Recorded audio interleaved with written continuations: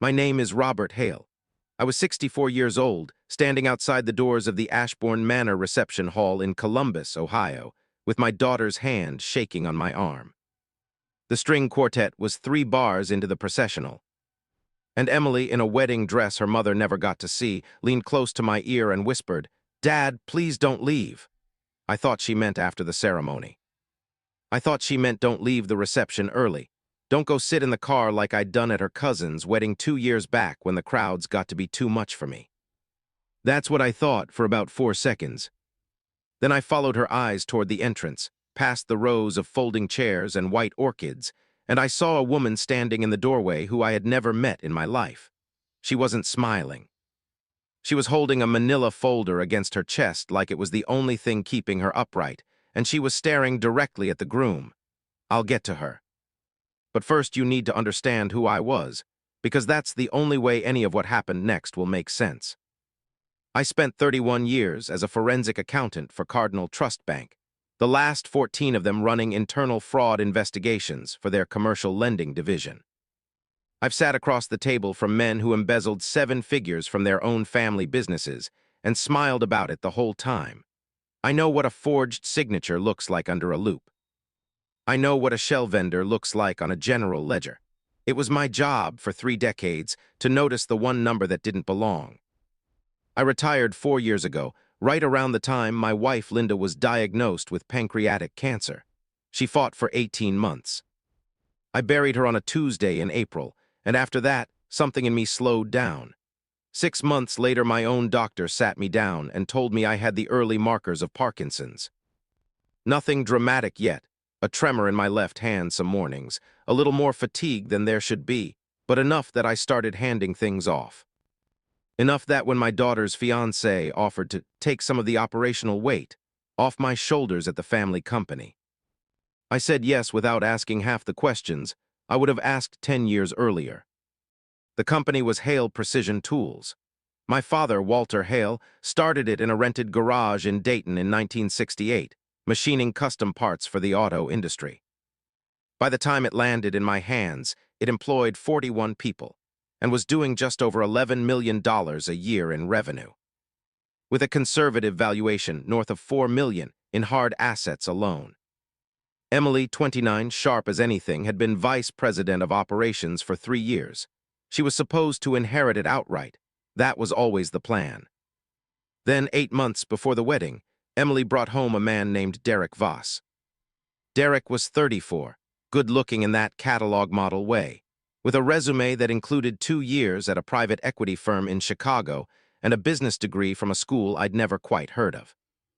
He was charming with me in the particular way that men who want something from you are charming, asking about my father's original machine shop, asking about my time at the bank, telling me how much he admired family legacy businesses. Within 2 months, he was engaged to my daughter. Within 4, he was working at Hale Precision Tools as what we called an operations consultant, with access to purchasing, vendor management. And because Emily trusted him completely, assigning authority up to $25,000 that I approved myself, sitting right there in my old office, my hand shaking slightly on the pen. I want to be honest with you, for a long time I didn't notice anything. The first thing that caught my attention wasn't a number, it was a folder. I kept a physical filing cabinet in my office out of old habit, even though everything was digitized. One afternoon in February, I went looking for a 2019 equipment maintenance file and found the folder wasn't where I'd left it 6 months earlier. Alphabetized behind machinery insurance, it had been moved 2 drawers down. Small thing, the kind of thing you'd forget in a day if you weren't the sort of man who spent 31 years training himself never to forget things like that.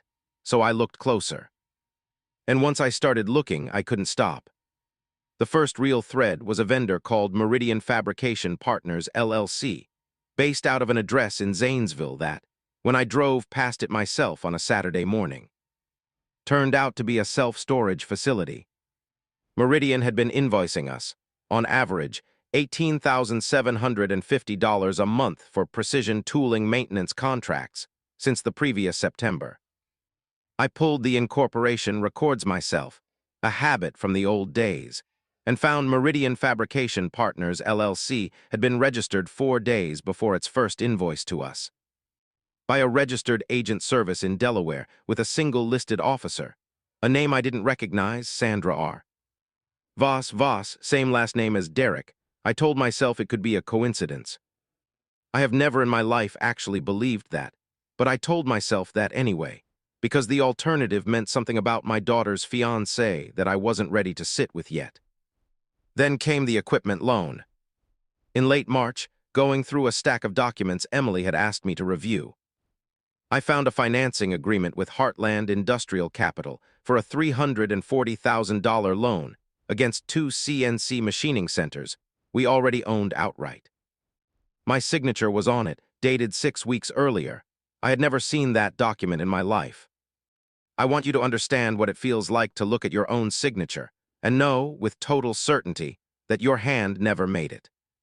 31 years of my career, I'd looked at other people's forged signatures on other people's paperwork and felt nothing but professional interest. Looking at my own was different. My hands were actually shaking, the tremor or something else I honestly couldn't tell you which. I didn't confront anyone that day. Instead, I called an old friend.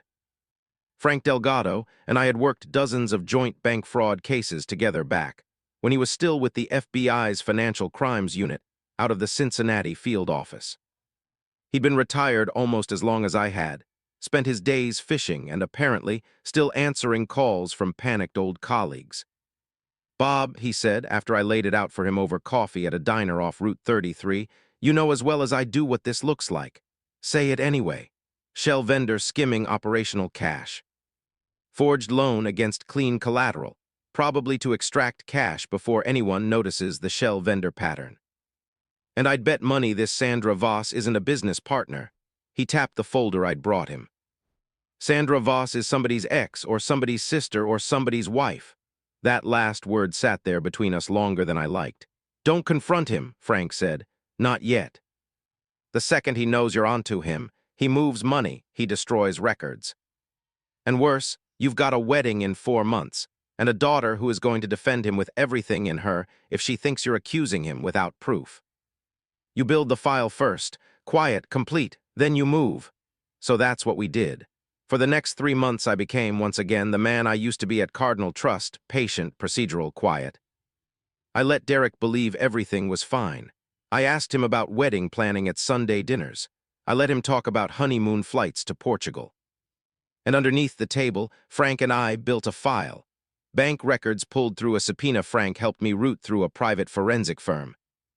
17 months of Meridian invoices totaling just over $311,000. And the piece that finally made my stomach turn all the way over, a set of text messages.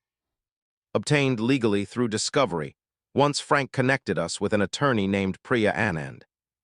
Between Derek and a phone number saved as S, I'm not going to pretend I've forgotten the exact wording. One message from Derek read, "Once we're married, the trust language kicks in, controlling interest transfers to spousal estate on incapacity. Old man's already showing symptoms." "Won't take long," the reply from S said only, "Just don't screw up the timeline this time." The trust language he was talking about was real. My father had written it decades earlier. Back when the idea was to protect the company if something happened to a Hale before an heir came of age. Derek had found a version of it filed with the county recorder's office and figured out that if Emily's spouse held power of attorney and I became incapacitated, there was an ugly little loophole that let a spouse petition for operational control before the company's own succession, clause fully vested in Emily. It had never been tested. It had never needed to be, until a man who'd read the fine print decided my Parkinson's diagnosis was an opportunity. There was an uncomfortable dinner in early May, Mother's Day of all things, the first one without Linda that really felt unbearable, where Derek asked me gently, almost tenderly, whether I'd thought about formalizing some contingency planning, given my health. He said it with such warmth. He topped off my wine before he said it. I remember thinking, this man is good, genuinely good at this. And I smiled, and I said I'd think about it, and I let him believe he'd planted the seed successfully.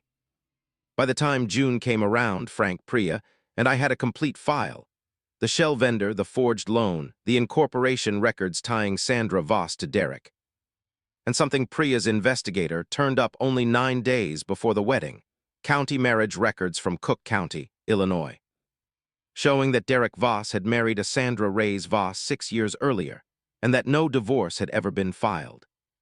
He wasn't just defrauding my company. He was about to become a bigamist in front of 210 wedding guests, my daughter's church, and God. Frank asked me what I wanted to do. I told him the truth. I wanted Emily to see it happen, not read about it in a court filing 3 weeks later. I wanted her standing in her dress, in front of everyone who loved her, watching the truth arrive before the vows did. So there would never be a single day of her life where she wondered if she should have known sooner. Frank didn't love the plan. Priya loved it even less, professionally speaking, but they helped me do it anyway. So, on the day of the wedding, while Derek stood at the altar of Ashbourne Manor, believing he had roughly 40 more minutes before he owned, functionally, the controlling interest in a $4 million company, Frank drove Sandra Voss, the real Sandra Voss, Derek's actual wife, who it turned out had spent 2 years thinking her husband was simply traveling for work, to the front entrance, folder in hand, with copies of the marriage certificate, the never-filed divorce paperwork, and a printed summary of every dollar that had passed through Meridian Fabrication Partners.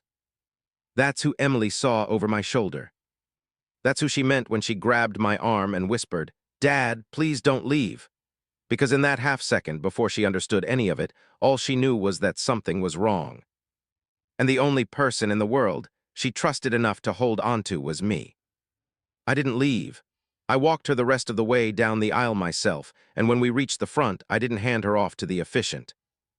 I stopped and I said, calm as I could manage, that same procedural voice I'd used across 100 conference tables at Cardinal Trust, "Derek, before this goes any further, I think everyone here deserves to know a few things." He went white. Then he did what almost every man I ever investigated eventually does. He reached for anger first. "Robert, this isn't the time." "It's exactly the time," I said. Sandra came a long way. I watched 210 faces turn toward the back of the room, toward a woman in a plain gray dress standing beside my old friend. And I watched Derek's face do something I will remember for the rest of my life. The exact moment a man realizes every door in the room has quietly been locked behind him while he wasn't looking. He tried denial first. "I don't know who that is." Sandra didn't say a word. She just held up her phone, with a photo from their own wedding 6 years earlier. Derek in a rented tuxedo not so different from the one he was wearing now. Then he tried the excuse, the one I'd heard 100 variations of over 31 years. "You don't understand what it's like, watching everyone else build something and having nothing of your own." I was going to pay it back, I just needed time. "Blood may be thicker than water," I told him, "but it was never thicker than a bank statement." Emily didn't cry at first.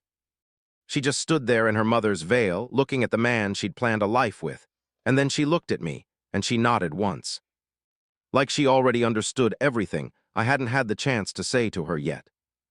The consequences came fast after that. Derek was charged in Franklin County with forgery, wire fraud, and criminal bigamy.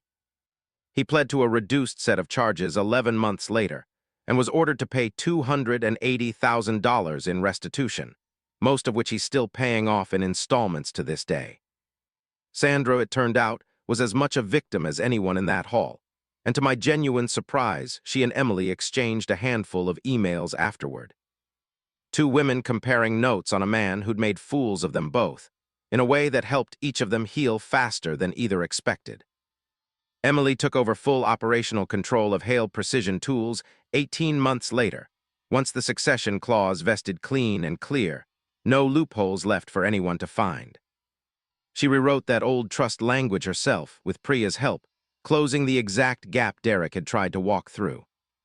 My tremor is a little worse these days, but my mind is exactly where it's always been, and my daughter calls me every single Sunday, not because she has to, but because she wants to.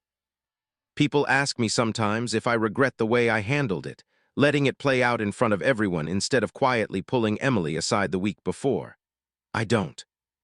I spent 31 years of my life learning that the truth, delivered too gently, too late, or too privately, often just gets buried again by the people who don't want to hear it. Sometimes love isn't protecting someone from the truth. Sometimes it's making sure the truth arrives before the vows do. I've thought a lot since that day about the difference between the people who build something and the people who only ever learn to take. My father built a company out of a rented garage with his own 2 hands. My daughter rebuilt her whole life out of the wreckage of one terrible wedding day.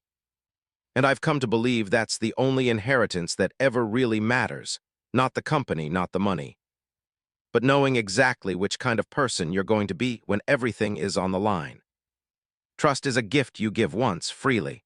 Evidence is what you build when you're no longer willing to give it twice.